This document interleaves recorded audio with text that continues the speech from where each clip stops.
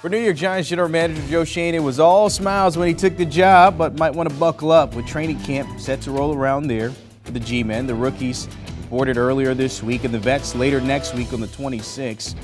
Him along with his new head coach Brian Daboll, they have some work to do. Already expecting his first camp to be a little stressful. A lot of smiles here, but we'll see once we get to the season. Makes it so considering the Giants have been MIA when it comes to contending not only in their conference, but they've been too comfortable in the basement of their own division. Taking a look at the odds from Vegas there, 8-1 when it comes to that NFC East and 50-1 when it comes to the conference. And even if we're thinking Super Bowl for kicks and giggles, why not?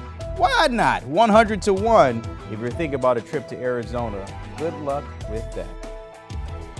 1/3 of Super Friends here checking in. John Breech hanging out me this morning on HQ, this AM. And let's get back to the front office with Joe Schoen. Look, the work is already done. The team is in place. But how much pressure is he putting on himself here for the first camp with the Giants?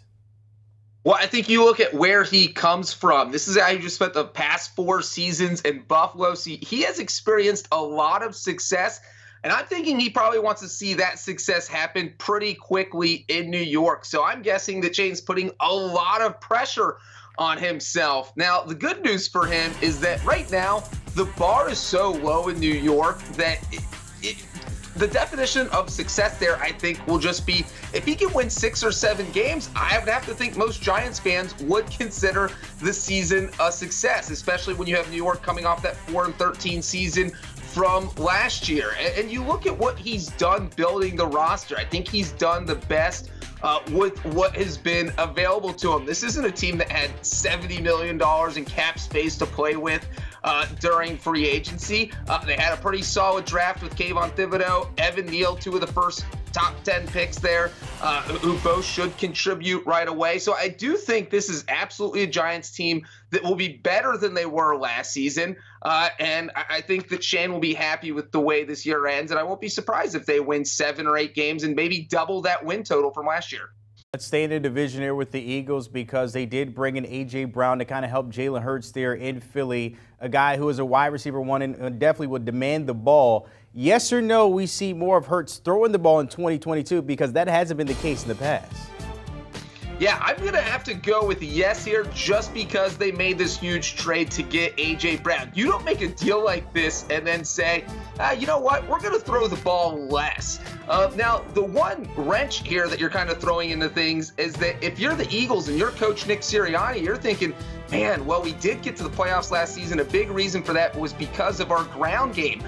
The Eagles led the NFL in rushing, so I don't think they want to get too far away from that. Now, that being said, Jalen Hurts only threw 432 passes last season. I think there were 8 quarterbacks that threw 600 or more. So the Eagles were nowhere near a team that threw the ball a lot. With A.J. Brown now in that offense, I won't be surprised if Hurts hits maybe the 500 pass mark.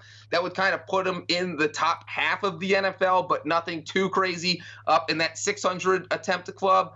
So I do definitely think they will throw the ball more, and that's why this is a big year for Jalen Hurts, because if his accuracy doesn't improve, if he starts throwing interceptions, then all of a sudden this is a team that's going to have to worry about the quarterback situation in 2023. But for now, they don't have to worry about it because he's their starter, and as long as he shows that he can keep the job, then, hey, they've got their franchise quarterback of the future. I mean, A.J. Brown could be a very expensive blocker. We never know on the outside there. I highly doubt it, but you just never know. Speaking of blocking, though, the Cowboys offense, look, per usual, it doesn't really work with just Dak and just Zeke. It all starts with that offensive line, and more importantly, Tyron Smith, if he's healthy. If he is available throughout this year, he's had injuries throughout the past couple years here. How much of a difference does he make for them this season?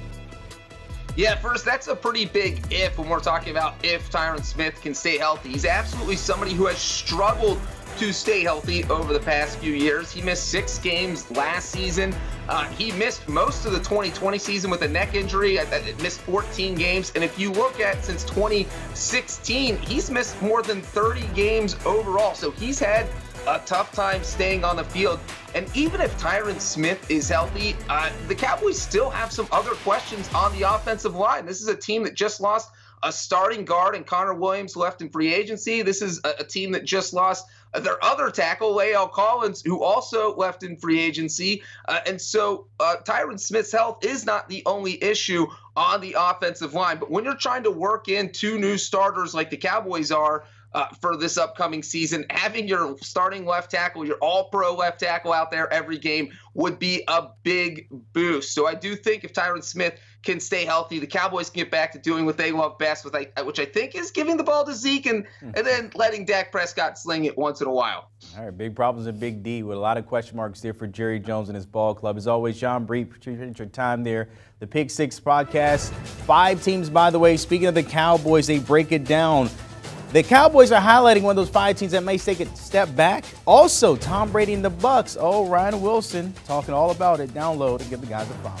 Do you want a sports network that delivers everything that matters about the game? The highlights, the picks, the instant analysis. No yelling, no fake debates, no politics. Hit the subscribe button and never miss a moment.